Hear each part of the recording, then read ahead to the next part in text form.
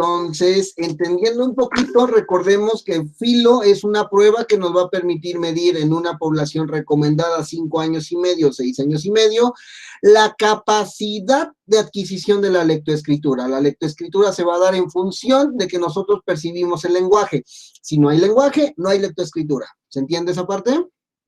Lectoescritura van de la mano. ¿Por qué? Porque al leer tengo que escribir, al escribir tengo que leer. Son dos símbolos distintos, el símbolo fonético, sonoro, y el símbolo gráfico, escrito, ¿va? Todo es bolitas, palitos, curvas y ángulos en la escritura. Todo es sonidos de melodía y de ruido en función de la posición de mi lengua, de mi aparato oclusivo, de mis dientes y de mis labios, ¿vale? Sí, profe. ¿Dudas hasta ahí? No. También yo tengo otras habilidades en la persona, dentro de mí. En ese sentido, debo de tener muy claro mi memoria fonológica, o sea, que yo pueda repetir un sonido como cuac, que yo pueda tener la capacidad de poder reproducir cuac. Gracias por seguirme la corriente, pero tendrían que hacer cuac, para que podamos entender esta parte de la memoria fonológica, que yo pueda tener una reproducción gráfica de algún elemento escrito, también debería de existir, y también tendría que entender la capacidad de distribución de nuestras características lingüísticas, como posición, como lateralidad, como simetría, como lo que sea necesario. ¿Qué otra cosa valdría la pena que siguiéramos observando dentro de la estructura de la clase? Las maneras de la personalidad del niño. Si entendemos que las características gráficas del infante no van a estar concordantes con la manera en la que se comunica, se expresa y demás, pues ahí vamos a tener muchísimas dificultades, ¿sale? Y bueno, vamos a tener entonces que, entrando y ya viendo esas situaciones, vamos a explorar la siguiente mecánica. Vamos a explorar ahora sí la prueba. Creo que habíamos acabado de aplicar la presentación. Sí, sí lo acabamos, profe. Uh-huh.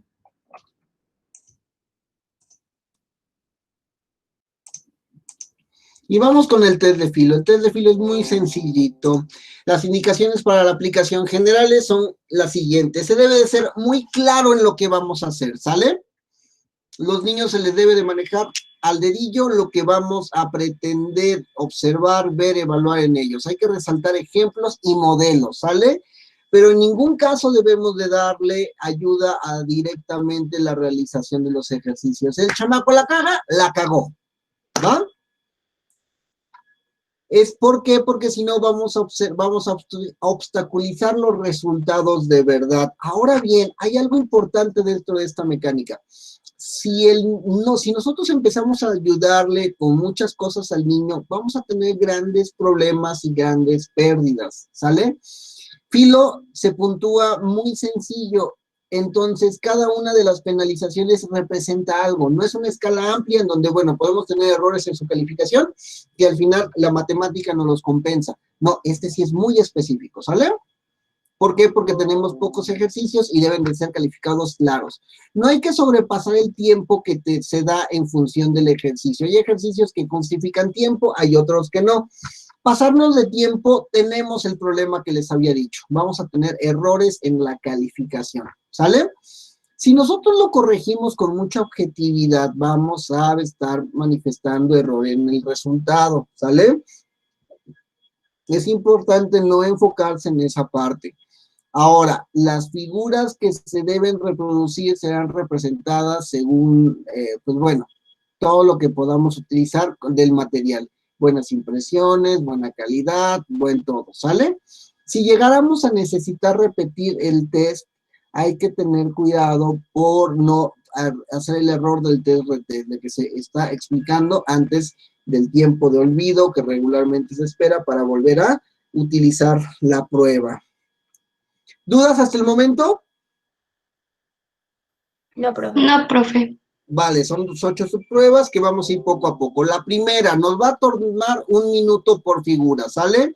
Le vamos a dar una hoja de papel, le vamos a dar un lápiz y le vamos a hacer el párvulo. En este papel vas a dibujar la figura que yo te señale. Imprimimos estas tres, y le vamos a ir señalando las figuras, una figura por minuto, ¿sale? El niño lo va a ir dibujando y le vamos a tapar las otras para que el chamaco no se distraiga.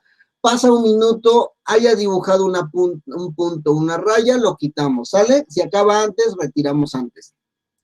Empezamos por cuadro, seguimos por rombo y acabamos en el polígono. ¿Dudas ahí? Profe, ahí cuando tenga que replicar la figura, igual hay como alguna, hay como una orientación para la hoja, o sea, igual tiene que mantenerla vertical, horizontal, o es como se acomode, o sea, no importa. En este caso lo que vamos a observar es la coordinación visomotriz en función de copia. Lo que nos interesa es que pueda plasmar el trazo y que pueda observar el trazo y que pueda generar curvas, ángulos, líneas rectas. ¿Se entiende? Porque Sí, esos son profe. los pasos básicos para poder generar palabras. Bueno, para poder generar letras que a su vez generarán sílabas, que a su vez generarán palabras. La presentación es en horizontal y lo que haga el chamaco, ¿sale? Ahí sí no nos preocupa tanto, porque no estamos hablando de organicidad, sino la capacidad de la producción motriz, ¿sale? En el dibujo de la figura. ¿Dudas? No, profe, gracias. Siguiente ejercicio. Vamos a ir con la reproducción de diseños, ¿sale? Vamos a hacer diseños en el aire. No tiene un tiempo fijo y vamos a tardarnos lo que necesite el niño, ¿sale? Vamos a darle otra hoja de papel, vamos a darle el mismo lápiz y le vamos a pedir que por favor dibuje en el papel las figuras que yo trazo en el aire. Vamos a hacer las figuras unas 2 o 3 veces.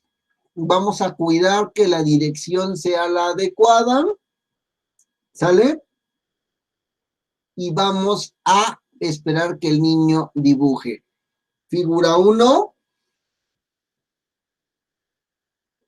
figura 2 y figura 3.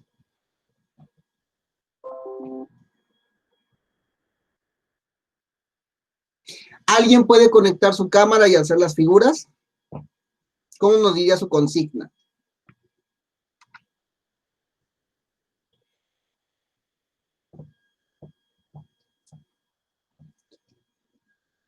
Me ve, profe. ¿Sería la primera? ¿Sí?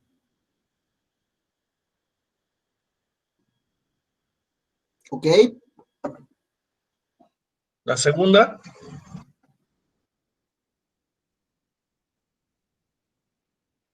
Y la tercera. La segunda la vi algo simplificada. ¿Puede hacerla otra vez, por favor? Sí.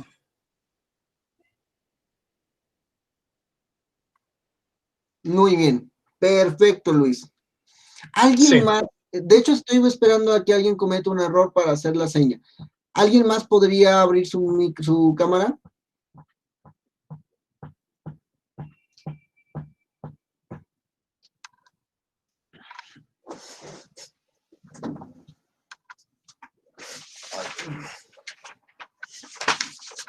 Profe, los tenis fosfo, ¿eh?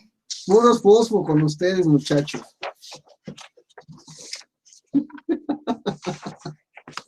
Ay, qué divertido. ¿Alguien nos puede enseñar sus tenis, por favor? Profe, diga. Muchachos. Yo tengo mis pruebas, profe, esas sí se las puedo enseñar. ¿Cuáles pruebas? Bueno, mi aplicación. ¿Ya la aplicó? Ya.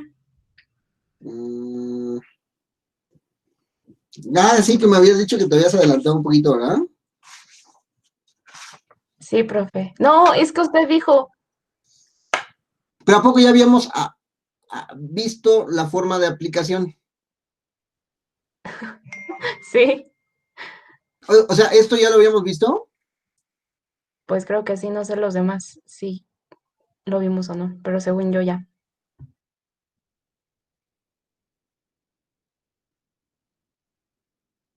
Luis, usted que es todopoderoso. No, profe.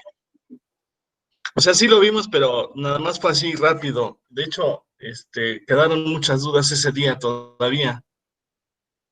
Miren, tenemos 2 horas hoy. Acabemos de hacer esta aplicación, vemos las aplicaciones que hizo Sara, calificamos y damos un repaso al examen, ¿les parece? La próxima clase el lunes la invertimos toda en Frosty y ya hacemos el examen el próximo viernes, ¿va?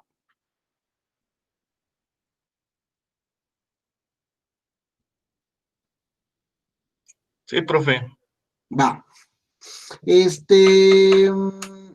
Bueno, lo que podemos hacer, hay aplicadores que lo que van a hacer es cerrar el espiral. Hay aplicadores que van a hacer una inversión de la M. Hay aplicadores que a veces van a irse en contrasentido. Van a empezar por la estructura de arriba de la tercera figura y van a cerrar. El objetivo es poder hacerlo en la dirección que ustedes o que se está proponiendo. ¿Por qué? ¿Notan cómo hay algunos alumnos que regularmente hacen esto al dibujar la A?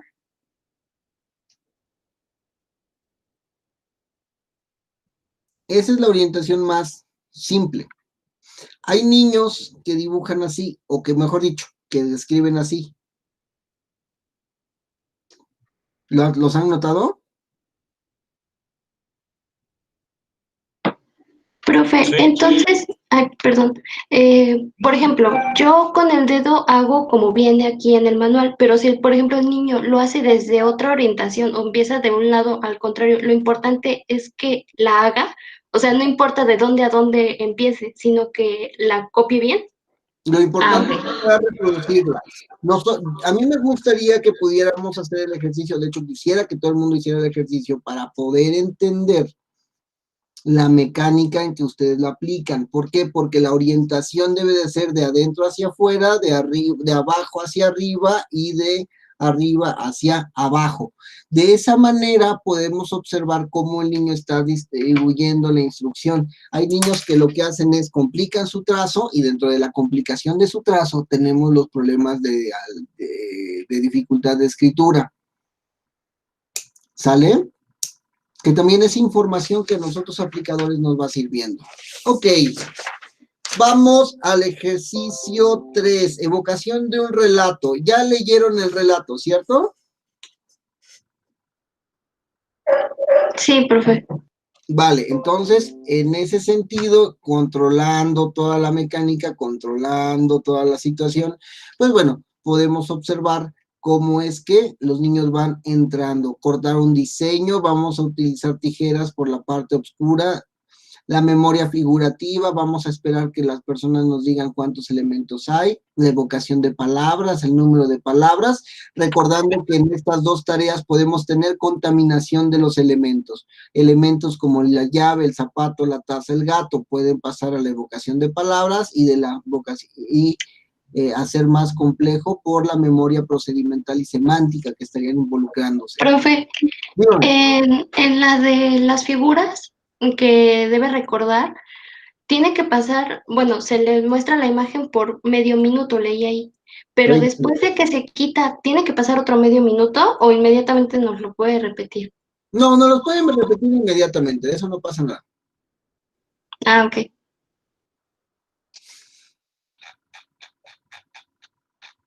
Y los ejercicios del punteo en donde tenemos que ir registrando un puntito en cada uno de los elementos. Vamos a la calificación, ¿les parece? En el test 1, ¿qué necesitamos? Toda la prueba, las 8 pruebas nos van a tener una calificación de 3 elementos para una practicidad técnicamente adecuada, hasta 0 puntos en caso de negarse o no encontrar. Si lo hacemos con niños de 5 años y medio, 6 años, vamos a tener resultados a lo mejor variantes. Si lo hacemos con niños que ya adquirieron la lectoescritura, quizá podamos tener algunos errores en la memoria, pero estos no son atribuibles a un rasgo clínico o bien alguna dificultad neurológica, ¿sale? A lo mejor algún problema atencional, a lo mejor algún problema situacional distinto. Pero bueno, por ello les decía que íbamos a tener cuidado con la puntuación. En el Subtest 1, en la prueba 1, el cuadrado debe de salir perfecto. Perfecto entre comillados porque no hay nada perfecto, recordemos, ¿no? Con dos lados algo mayores, pero con ángulos casi rectos, ¿sale?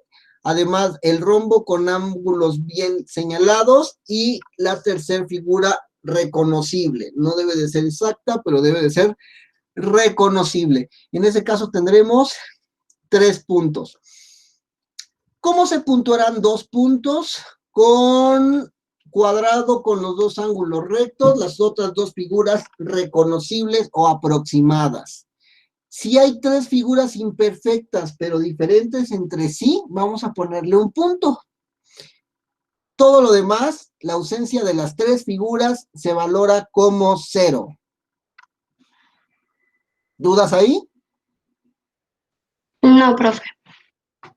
Test 2. Vamos a la puntuación. ¿Es buena o aproximada la reproducción de las 3 figuras? 3 puntos. Si la reproducción de 2 es buena y una es aproximada, vamos a darle 2 puntos.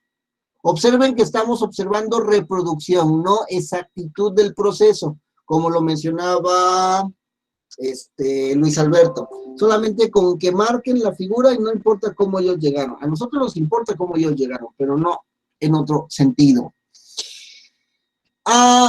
O una mala reproducción de las 3 figuras en forma y diseño, que se acerquen pero que realmente sean malas, que sean innecesarias, vamos a calificarlo como 1. Todo lo demás, incluso la ausencia de una sola figura, se puntúa como 0.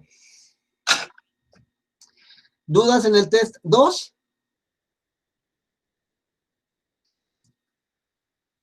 No, profe, tampoco.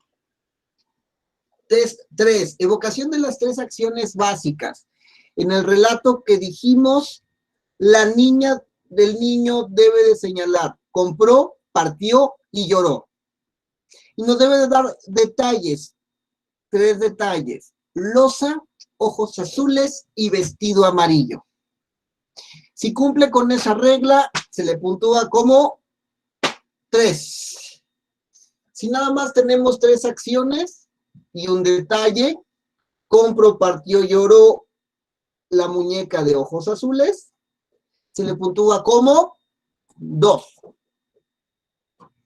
Si plantea las 3 acciones o 2 acciones y un detalle, que mi mamá compró una muñeca que se partió y la muñeca tenía un vestido amarillo, se pone como 1. Todo lo demás, en función del número de ausencia, se puntúa 0. ¿Va?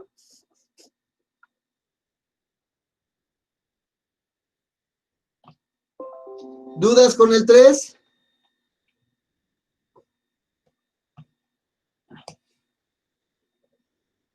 Creo que no. Vale. Vamos con el 4. Si el niño corta más de la mitad de los 2 diseños sin salirse del trazo, o es bastante cercano al trazo, le damos 3 puntos, ¿va? Si corta menos de la mitad sin salirse del trazo, o un poquito saliéndose, pero algo más en el segundo movimiento, pero no es más de la mitad en el primero, le ponemos 2. En cambio, si solo corta hasta la mitad de uno y el otro lo ignora, es un punto, ¿de acuerdo? En medida de que no lo haga, le ponemos 0 al chamaco. ¿Dudas ahí?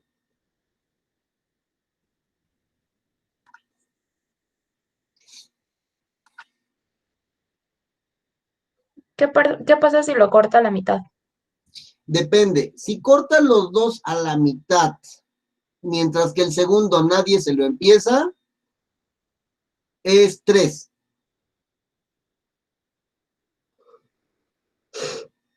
Si lo corta a la mitad, pero como que se sale del trazo, es 2. Los 2 modelos, ¿eh? Pero si no llega ni a la mitad en el primero y el otro lo abandona, eso es 1. ¿Sale? Profe, no sé si estoy mal, pero este tenía tiempo, el 4 tenía un tiempo de 1 minuto. Ujú. Ah, ok. Si, en caso de que nosotros le damos las tijeras, el niño empieza el recorte, pero digamos que se le dificulta, que ya no quiere, que se chequea y demás. Quitamos el estímulo en 1 minuto.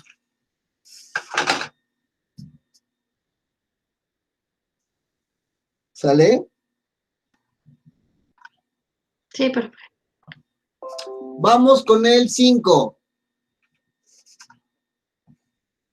Si el niño nombra de la tarjeta 4 a 6 elementos, perdón, 7 figuras, ni una menos, se le dan 3 puntos, ¿va? De 4 a 7 se le dan 2 puntos. De 2 a 3 se le da 1 punto. ¿Vale?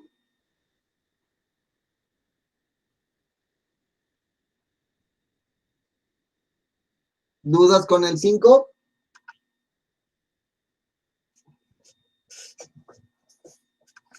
No, todo bien. 6.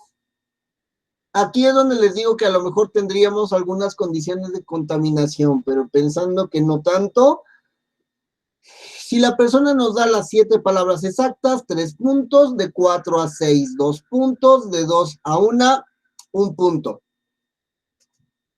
¿Vale?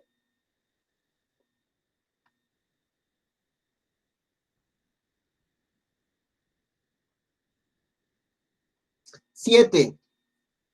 Si la persona pronuncia bien, exacto, de 9 a 10 palabras, 3 puntos, de 5 a 8 palabras, 2 puntos, y de 2 a 4 palabras, 1 punto.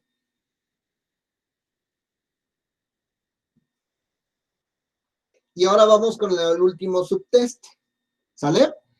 Si el muchacho, el párvulo, ha hecho más de 50 puntos, excluyendo los nuestros, porque recuerden que nosotros le ponemos 3 puntos. Si él hace más de 50, tiene 3 puntos. De 26 a 50 tiene 2 puntos. Y de 10 a 25 tiene 0 puntos. Ahí sí es o 3 o 2. O 3 o 2. ¿Vale? Sí, profe. Los que haga que sean como rayitas no se cuentan. Pues mira, ¿qué estaríamos observando en el 8?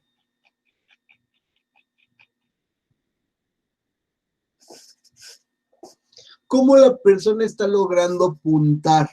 ¿Cómo la persona está logrando iniciar la actividad gráfica? Entonces, si hace una raya que no sea muy evidente, que no sea porque alzó el lápiz, que no sea porque lo está haciendo con premura, se le deja el punto. Ah, pero si lo que yo no es, doy un punto como que me arrastro y por eso es una raya, sino que hago una raya y que mi meñique, mi falange está jalando para hacer la raya, ah, ese sí no apuntamos nada. ¿Vale? Sí, profe, gracias. Y como esta prueba parece sacada del TV Notas, también tenemos interpretaciones de tipo teleguía. Bueno, amiga, 17 y más, tu situación es excelente. El niño está preparado para iniciar la lectura por su cuenta. Es previsible que en 2 o 3 meses la adquiera lo fundamental y realice esta actividad sin cansancio. Su capacidad y su interés están en un momento bueno. Sara hizo su aplicación, ¿verdad?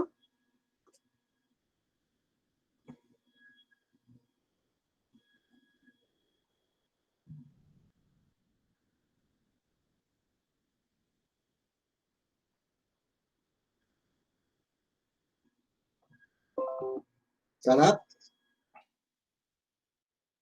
¿Quién hizo sus aplicaciones, chicos?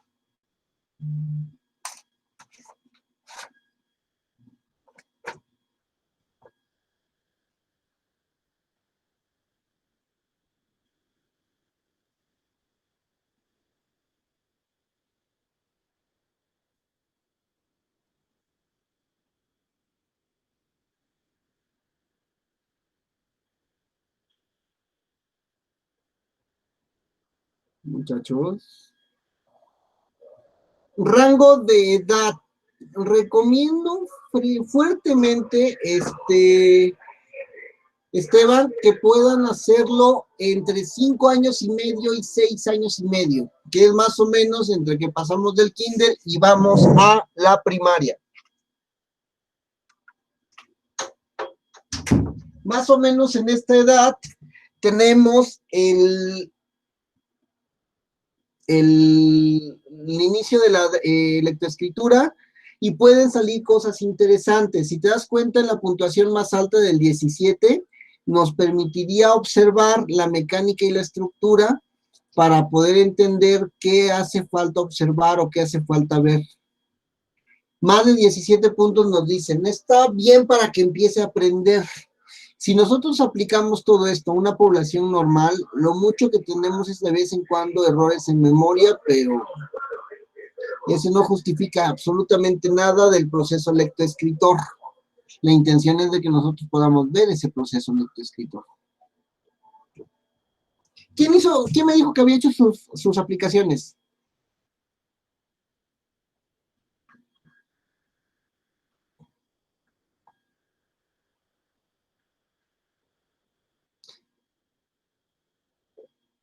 Bueno, continúo y ahorita le vemos, ¿va?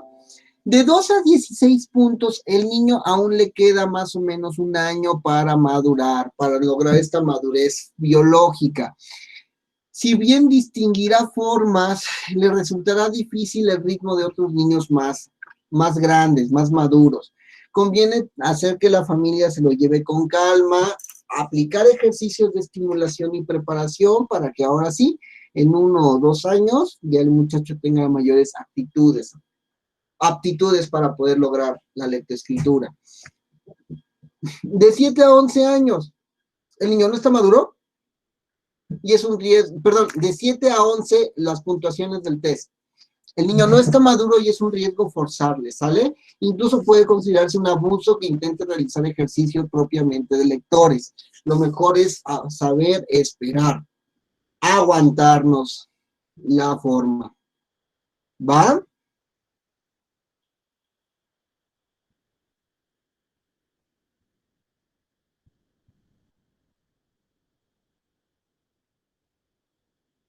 ¿Qué pasa si saca menos de 6? El niño está en negación total, no importa la edad que tenga, carece de las destrezas mínimas. Y en ese caso sí hay que buscar toda la demás información que habíamos observado dentro del esquema escolar, la familia, su personalidad, para ver qué es lo que está ocurriendo, porque es difícil que alguien tenga tantas fallas en una prueba tan sencilla. ¿Dudas, preguntas, comentarios, inquietudes de la aplicación o calificación de la prueba? No, profe, todo bien. Yéndonos al ejemplo de Esteban. Chicos, ¿le podemos aplicar esta prueba a una persona a lo mejor de 40 o 50 años que no esté alfabetizada? Yo creo que sí, ¿no, profe? A ver si se le puede enseñar. Exactamente. Nos va a servir para este esquema. O sea, nosotros buscamos personas que no tengan un proceso de alfabetización, porque eso sería, la prueba se diseña para lograr eso. No necesariamente entendemos que es una prueba para niños, es una prueba para no alfabetizados. Les puse el ejemplo de la comodidad rural y la comunidad rural y los ejercicios en a lo mejor por parte de INEA.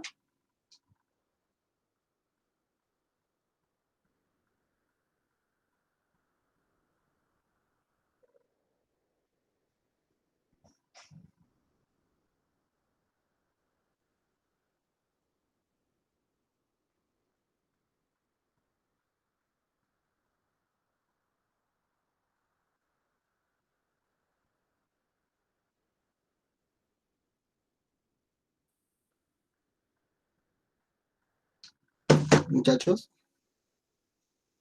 Creo que no, profe, no me acuerdo. Vale. Imaginemos que ustedes están trabajando en INEA, ¿sale? Que es, INEA es el Instituto Nacional de Educación para Adultos, ¿no? Y este INEA, pues realmente ustedes los mandan a trabajar a comunidades rurales. Dentro de esta comunidad rural, se entiende, se observa, se vislumbra, ¿no? Que hay dificultades dentro de la manera en la que ustedes van a proponer llegar a sus metas, porque cada mes les piden que alfabeticen 4, 5, 6 personas. Un día conocen a doña Lucrecia. Doña Lucrecia es una señora de 54 años de edad,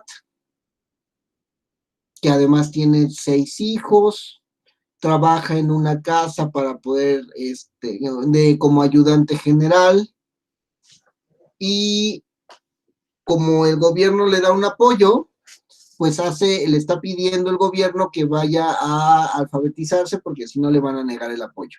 Y en esa negación del apoyo, pues bueno, ya vamos a tener que la señora va a estar muy interesada en aprender a leer, pero nada más, ¿sale? Ella duda mucho porque ya sabe que está grande y sabe que dentro de esta edad, pues las personas, a veces no cooperan tanto, ¿no? Y le preguntan a ustedes, oiga, profesor, ¿será que sí voy a aprender a leer y a escribir? ¿Y ustedes qué les van a decir?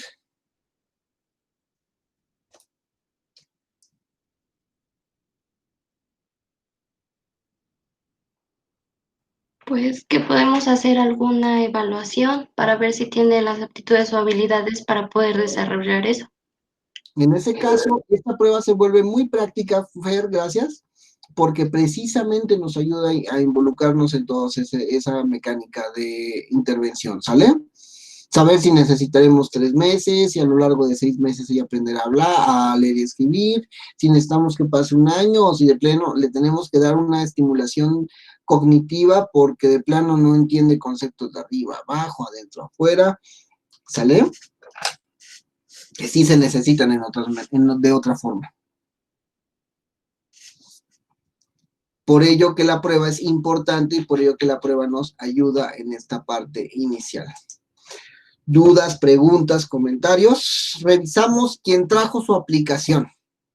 Vamos a calificarla para que ya tengamos por lo menos eso en esta clase, ¿vale?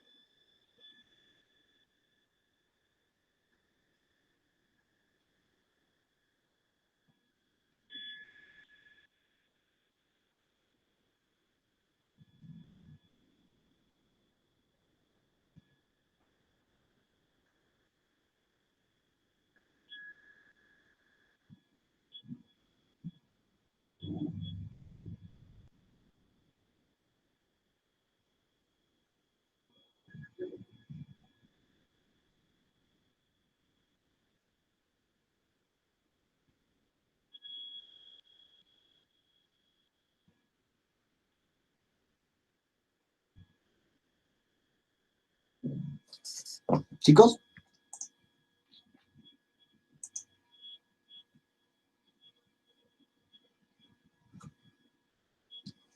No, profe, bueno, yo no he aplicado, yo veo a los niños a los que les he estado haciendo las pruebas hasta mañana, sábado. ¿Quién me dijo que ya tenía sus aplicaciones? Brenda, ¿verdad? Sara.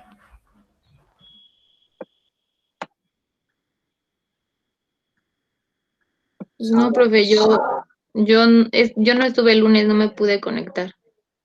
Sara tiene sus aplicaciones. Checamos su calificación, ¿vale? No, profe, yo no realicé la prueba. No sean así.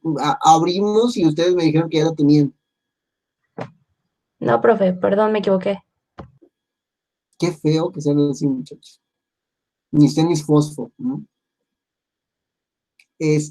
Bueno. ¿Podemos dar cerrada la manera de calificación del niño? ¿Cómo tendría que venir el reporte? Se recibe masculino de 7 años de edad, traído a consulta debido a situaciones relacionadas con la escuela. La maestra solicita una exploración del proceso lectoescritor, ya que tiene problemas para avanzar con el ritmo de la clase en la adquisición de los fonemas MPLT. Se hace la prueba de y se encuentra que el niño se encuentra con dificultades en el proceso de adquisición en función de los resultados de la prueba de ABC de filo, y se sugiere que podamos intervenir 3, 4, 6 meses con programas de estimulación para aprender lenguaje automatizado, para aprender lenguaje técnico, para aumentar el número de vocabulario, para mejorar los procesos de lateralización, para... ¿Qué más, chicos?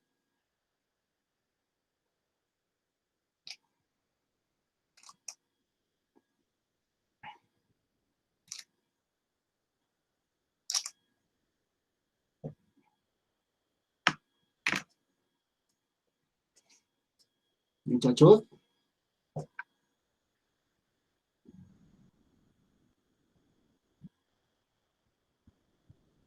Pues yo creo que ya, profe, o sea, como recomendar la estimulación y de acuerdo al puntaje o la evaluación que haya tenido, dar un tiempo. Por ejemplo, ahí vi que decía que puede haber a lo mejor un tiempo de un año o así, entonces pues también se pondría como dentro de las sugerencias. Muy bien. Damos por terminado, Filo. Yay. Vamos a dar una revisión al examen, ¿les parece? Para que aprovechemos el tiempo, porque si así ya nada más dedicamos a Frostic la próxima semana.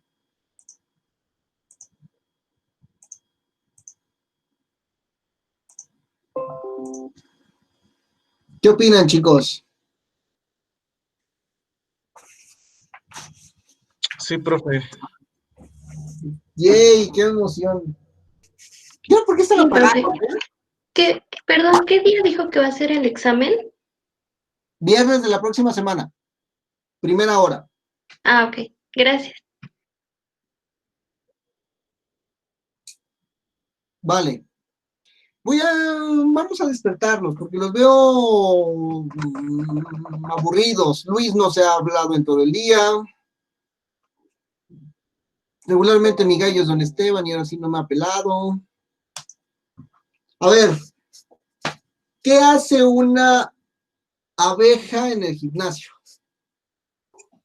Zumba. Ah, Luis, ¿por qué me arruina mi mal chiste? ¿Por qué? ¿Por qué? Brr. Veo que hay fanáticos de los malos chistes acá. Ok. Estamos presentando la guía de examen. La primer parcial constó o constará de las primeras 4 pruebas a revisar: Goodenough, Bender, Filo y Frostic. Vamos a hacernos un poquito pato con Frostic porque la verdad no nos dio tiempo y si lo vemos de carrera no nos va a ir bien. Vamos a leer, el examen va a constar de 10 preguntas, ¿sale?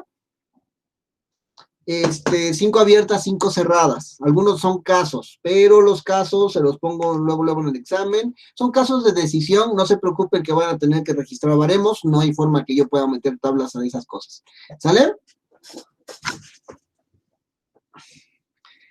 Entonces, vamos a entrar en esta mecánica de ir observando cómo en la parte teórica se van desarrollando los test y algunos asuntos como muy importantes. Recordemos, entonces, 10 preguntas, 5 abiertas, 5 cerradas. La primera, ¿qué aportaciones hace Alfred Binet en el desarrollo de la psicometría, muchachos? ¿Se acuerdan del autor? Las pruebas de inteligencia. Ok, tenemos un amplio contenido y exploración de las pruebas de inteligencia. Hace otra cosa.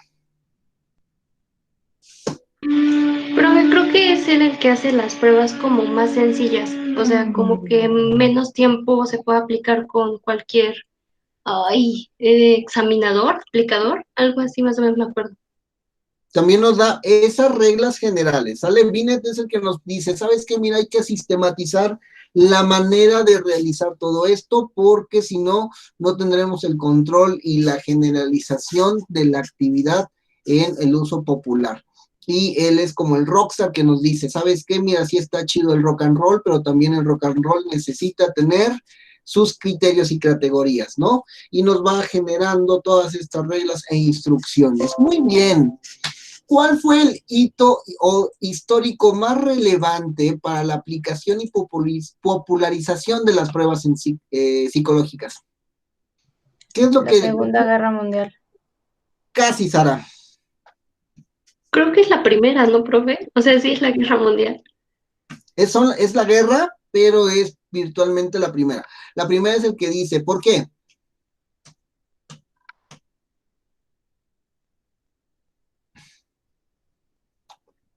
Como para, bueno, no sé si esté bien, como para el orden o selección de los soldados, creo que ahí también se empezó a aplicar de test de personalidad también. Exactamente, Sara. Eso, profe, lo que dijo Fernanda. Y en ese sentido vamos observando cómo es que las personas van necesitando clasificar, necesitando observar, necesitando generar al cuerpo de participante, al cuerpo de milicia para ciertas tareas. ¿Quién es más hábil para aquello, para esto, para cuya? Se hacen aplicaciones a gran escala, se hacen instrumentos que nos permitirán tener mayor confiabilidad del resultado y lograremos esta característica de agrupación en función de sus características definitorias. La Segunda Guerra Mundial nos regalan otras cosas, pero todo inicia en la primera. Veamos una tercera pregunta. ¿Cuáles pruebas se conservan en uso desde la Segunda Guerra Mundial y por qué?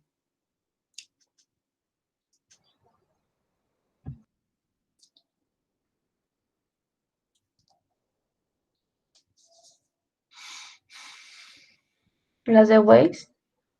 Las escalas Wedge las nacen en la Segunda Guerra Mundial y se mantienen hasta el día de hoy. También las escalas de Raven, que son escalas de inteligencia. ¿Por qué se quedan ellas? ¿Por qué tantos años han pasado y aún convivimos con ese tipo de ejercicios?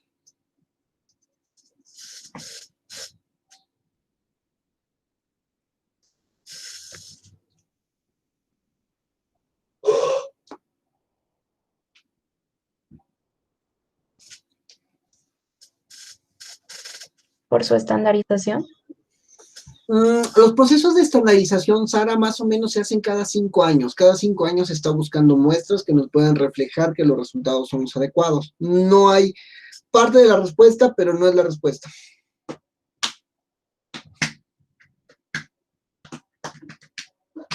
¿Por qué mantenemos esta situación de explorar, de utilizar todavía esas pruebas de antonomasia?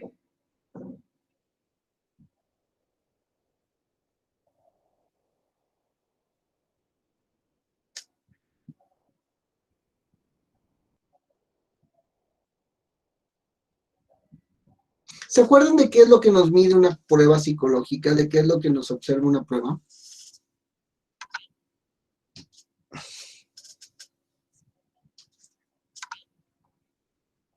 Muchas de esas pruebas lo que nos van a medir son precisamente la forma, la estructura, la mecánica de intervención e interacción que tengamos con el elemento que nos quiere medir la prueba. Weiss y Raven nos quieren medir inteligencia y observen que el contexto de inteligencia ha cambiado muy poco durante los últimos años. Nadie realmente define estructuralmente qué es la inteligencia. Entonces, si convivimos con esas pruebas es porque técnicamente seguimos enfocándonos en la medición de un concepto que no ha variado y que es difícil que varíe hasta que no se innoven las nuevas técnicas de observación del mismo fenómeno.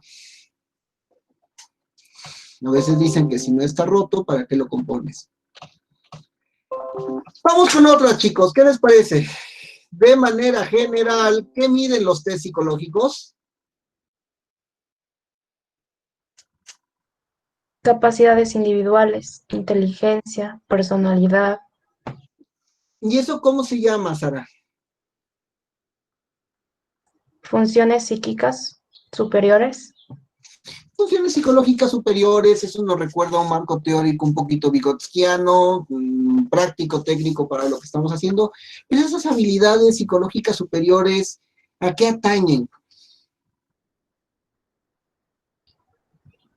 A la conducta. A la conducta que atañe a la conciencia. Recordemos el ejemplo que veíamos en ese tiempo en clase. ¿Cómo sabemos que un árbol, perdón, cómo sabemos que el viento sopla?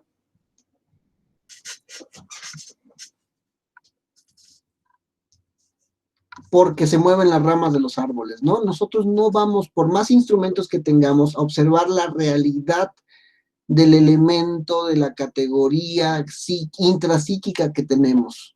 Las pruebas psicológicas miden características intrapsíquicas de nuestra psique, de nuestra conciencia, de nuestra constitución de definición como seres humanos, pero dentro de nosotros. Lo demás son solamente reflejos, son solamente estimaciones que estadísticamente justificamos, son válidas, pero no son la esencia de lo que somos, ni siquiera nuestra conducta, ni siquiera nuestro comportamiento. Me gusta creer que la conducta y el comportamiento nos permiten acercarnos más a la definición de la conciencia de la persona, que la misma persona puede decir de sí, porque al evitar el lenguaje, observamos las estructuras de lo que queremos interpretar dentro de una psique humana, pero eso no significa que estemos viendo la psique.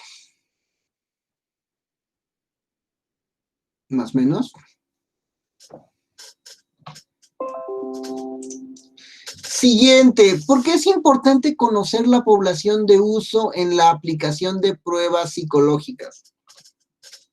¿Por qué tenemos que saber a quién le podemos aplicar eso?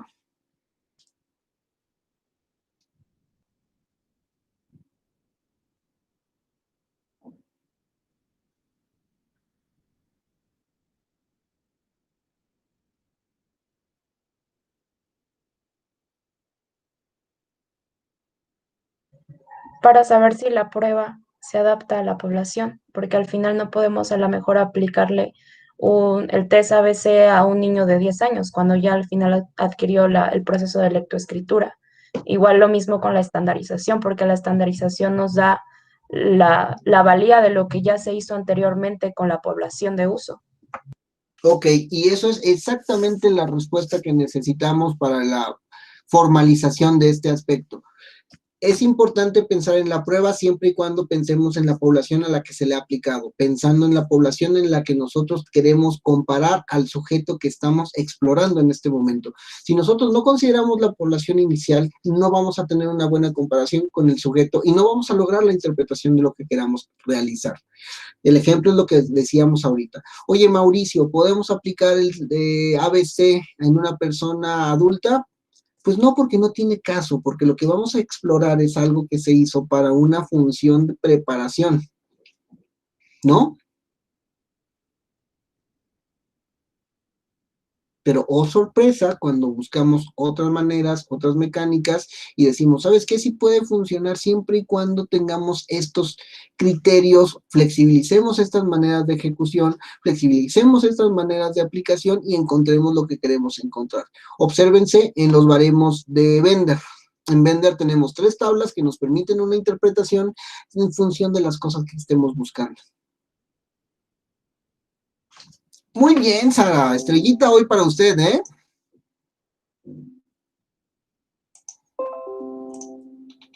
Veamos la siguiente. ¿De qué trata el modelo psicométrico de los test, muchachos?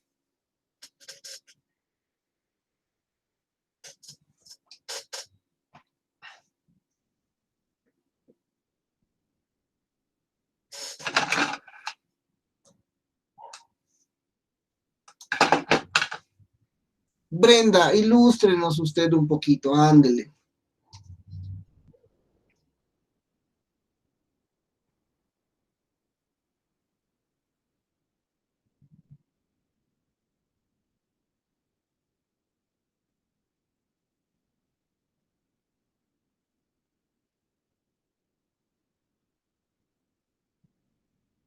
Esteban, nunca nos ha fallado. Es que no le entiendo bien a la pregunta, no sé si pueda. Vamos a construirla un poquito más, ¿sale? Nos dice la pregunta, ¿de qué trata el modelo psicométrico de los test? Significa que los test psicológicos tienen una construcción psicométrica. El problema aquí, lo que tenemos que entender es qué es psicometría. Medir el comportamiento o medir la psique. No, la psique. Por definición directa. ¿Algo más? Pues son los elementos, profe, con lo que se va a cuantificar. Por ejemplo, los ítems, los baremos, Ujú. no sé, pues el puntaje, bueno, lo que nos va a permitir obtener el puntaje crudo de los test. Perfecto. Entonces, cuando hablamos de un modelo de este tipo de características evaluativas para un sujeto, una persona, ¿de qué estamos hablando, Sara? ¿Cómo, profe? ¿Me lo puede repetir, por favor? Tú me dices, ¿sabes qué, Mauricio? El modelo psicométrico, la psicometría es confiar en los baremos, confiar en los procesos de estandarización, es transformar las puntuaciones crudas en puntuaciones normales, es usar estas puntuaciones normales según la categoría, la forma, el proceso que necesita la estructura estadística de la prueba y observar cómo es que la persona se encuentra en función de esa información. Ok. El modelo, entonces, es la manera en la que nosotros construimos algo. Un modelo es una representación de otra cosa. Veo un carro y voy a buscar su modelo a escala, porque es lo mismo, pero hecho por mí, reconstruido por mí. La pregunta, ¿de qué trata el modelo psicométrico de los test? ¿Qué es lo que permite el modelo psicométrico en la exploración del humano, del sujeto? La evaluación, predecir, diagnosticar. Ok, perfecto. Y entender que a lo mejor dentro de la comparación de una curva de normalidad, la comparación de los procesos normativos estándares, encontraremos solución a respuestas o encontraremos respuestas a muchos problemas que necesitamos plantearnos cuando hay que comparar, clasificar, ordenar y producir resultados con un ser humano, ¿no? Más o menos. ¿Cuál es la diferencia entre un test psicométrico y un test proyectivo?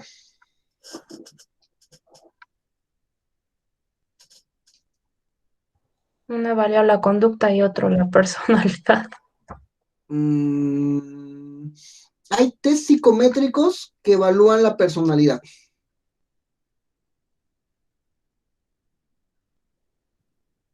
Bueno, al final el enfoque del psicométrico no va a estar dirigido exclusivamente a la personalidad, puede tomar otras áreas específicas, orgánicas, psicosociales, corporales y las proyectivas no. Las proyectivas van exclusivamente al ámbito del proyectivo de la personalidad de la persona o la población a la que se le va a realizar. Ok, eso me agrada. La estandarización también. El modelo psicométrico, todo lo que dijo Sabe es cierto, pero parte también el modelo psicométrico va a buscar su uso en función del modelo matemático y el proyectivo en función del marco teórico. Baremos y la estadística CIFER, aunque también esta parte más específica sobre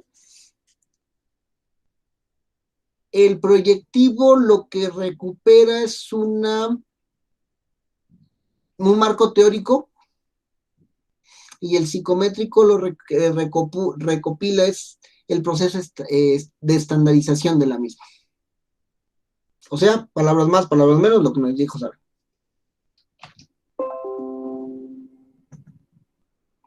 Vamos con esta. ¿De qué manera sirven los datos normativos y los baremos de las pruebas psicológicas en la estructura de interpretación del psicólogo?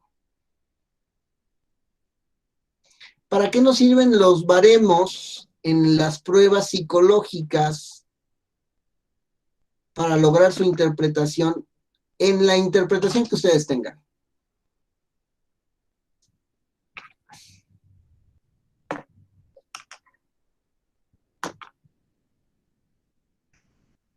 Luis. Para tener resultados objetivos. Ok. Bueno, una estandarización. Me agrada su respuesta, pero ¿puede profundizar un poquito? Para que no... Dígame. ¿Cómo podríamos tener resultados objetivos en la exploración de un sujeto? Sí, no habría desviaciones ya que se se evitan las desviaciones de interpretación porque existen las normas, existen las reglas. Entonces nos daría como resultados que se puedan verificar.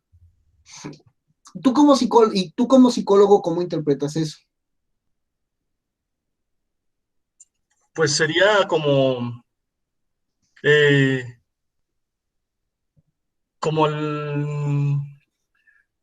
sería como el retest, así, algo así, o como que se pueda volver a obtener el mismo resultado a la hora de aplicar la prueba.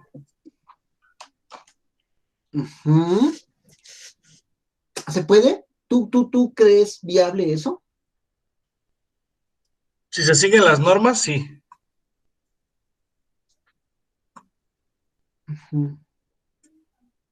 Filosóficamente, Luis.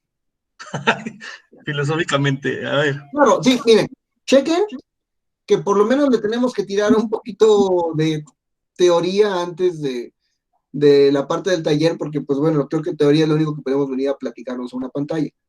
Filosóficamente hablando, ¿crees que eso se pueda, Luis? Pues sí se debe de poder, profe. Vale, hay una teórica en la UNAM que dice, todo se puede medir y si todavía no se ha medido, es porque aún no sabemos cómo medirlo. Pero todo se puede medir. Está rudo, ¿no? La conciencia, la personalidad, las emociones, los sentimientos, los actos de bondad, los actos de amor, que son cosas muy de humano y que a veces tenemos, según esta investigadora, tendríamos que transformarlos en aspectos en donde los pudiéramos contabilizar.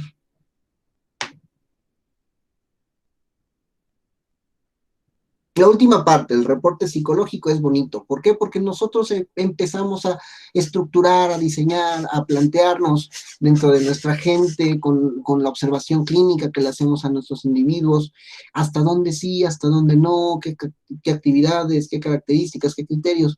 Y es padre porque en una hoja de papel escribimos nuestras impresiones a partir de, sí, toda la fundamentación cualitativa, cuantitativa, lo que se puede lograr y lo que no se puede lograr. En la universidad nos enseñan a creer en el ser humano, creer en la virtud, en la bondad del alma, pero a veces hay que enfocarse en los resultados tangibles y entender que muchas veces una no es la otra. El modelo psicométrico nos ayuda a que esta interpretación sea más sencilla. ¿Por qué? Porque nos permite tener muy claro estos datos normativos. Y esto es lo más cercano a lo mejor medicina que veremos durante toda la carrera. En la medicina se enseña que los valores, que los criterios, que las pruebas, las células tienen funciones más sencillas, simplemente consumen recursos, defecan recursos, producen hormonas. Pero la psique, muchachos, en donde hay un mundo de interpretaciones, oh Dios, es tan frustrante. Hasta que llega la prueba psicométrica y te dice, puedes confiar en esto, teniendo estas reservas, teniendo estas formas de entenderlo. Entonces, es como para no caer en errores de interpretación. Para Claro. eso podríamos definirlo. Claro, y ayuda a evitar los errores de interpretación, hasta que nos topamos con los errores de construcción de la prueba. ¿Me explico, Esteban? ¿Cuáles? Pon este ejemplo. Tenemos que aplicar la prueba ABC, y si yo no tengo muy claro qué es lo que va a medir y me doy a la idea de que me va a medir la lectoescritura, los ejercicios con los cuales está estructurado ABC me permiten a mí entender a la escritura y la lectura. No, porque no son claros, pero sí las habilidades previas que están dentro de la escritura y la lectura. Oye, si tuviéramos que aplicar un Goodenough para cualquier persona con la que estamos trabajando, pues es una prueba de 15-20 minutos, de interpretación un poco más larga, pero ¿qué nos serviría cuando estamos enfrente de un corazón roto, o cuando estamos enfrente de un duelo, o cuando estamos enfrente de una persona que viene penando una herida de traición? Muy complicado.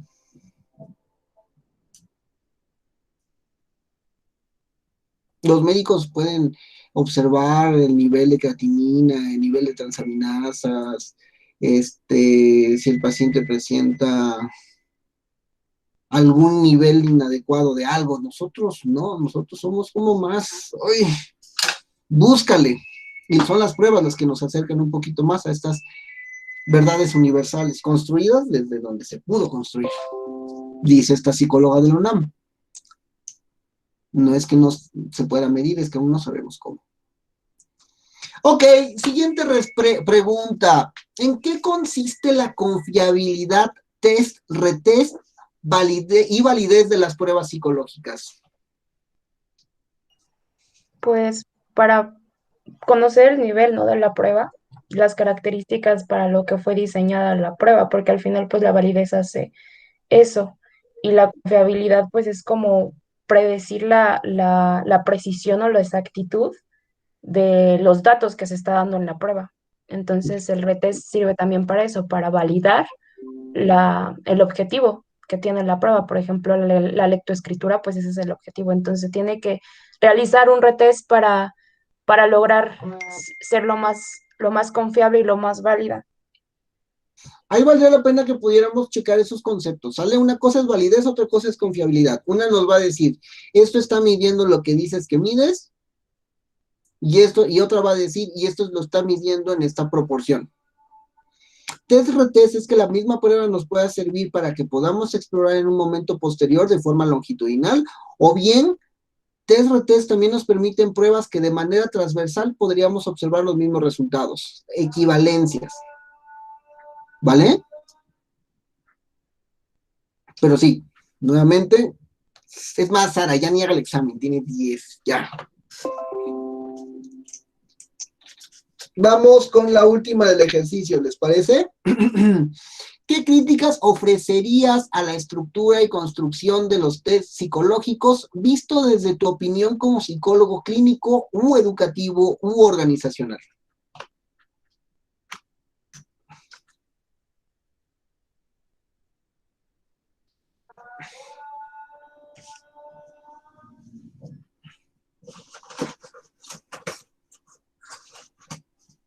Tal vez la metodología.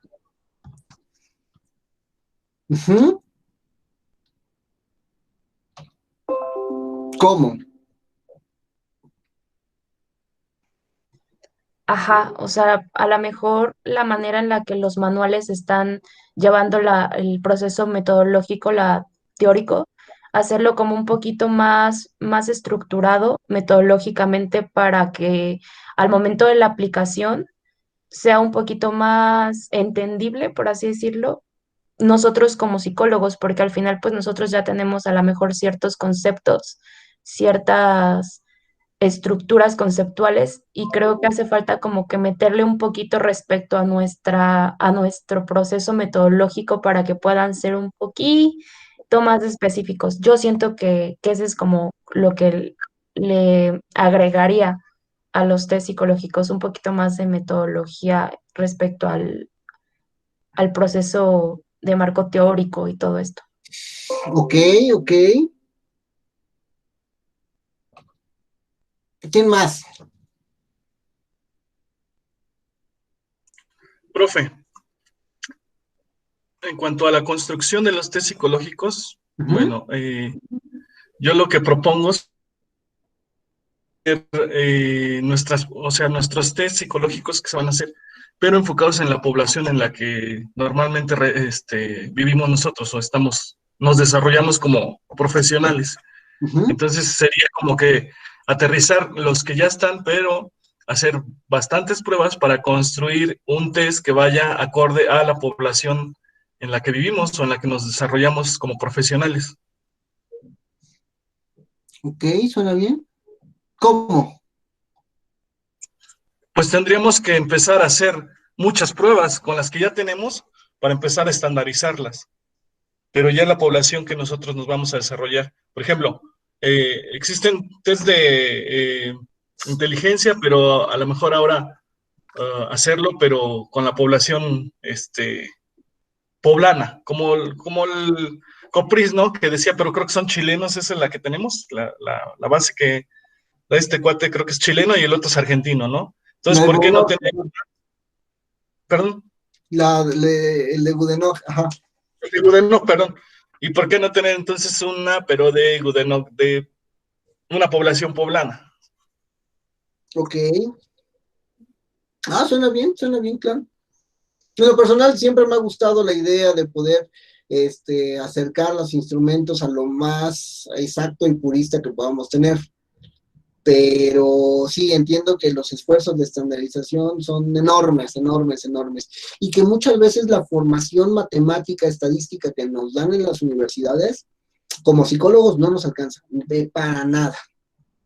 Una vez me metí a un curso de estadística básica en la Facultad de Físico-Matemáticas de la UAP. Yo más o menos había sido como estudiante bueno en estadística, más o menos. No, yo era un asno, o sea, terrible, no. Y ahí ves donde uno se da cuenta que le falta formación, que correr en las matemáticas no es lo más adecuado cuando se quiere formar bien, ¿no? Ok, Sara, Luis Alberto, Las Palmas. No, ya nada más que nos vaya bien el examen. Muchachos, hoy estuvieron muy apagados, por favor. Vamos a terminar la grabación. Recordemos, acabamos de ver calificación e interpretación del test de ABC de Filo y le dimos un repaso al examen. Próxima clase vamos a ver todo lo que se nos deje ver sobre el test de Frosty, ¿sale? Que es la percepción visual. Chéquenlo, ya lo subí a plataforma, revísenlo, hay 2 manuales, espero que con ustedes no sea el grupo que se me atoró, nada más les puse el manual original, hay un libro extra que les pongo por ahí, ustedes me dicen que también lo vemos, después de eso viene un paréntesis para observar el concepto de inteligencia, ¿vale? Vamos a llevarnos a lo mejor una clase y media para poder entender todo lo que sería la inteligencia y ahora sí entrarle con todo a las pruebas que se nos están dando para evaluarla. ¿Sale? Sí, profe. Vale. Termino grabación, me quedo con ustedes en el chat.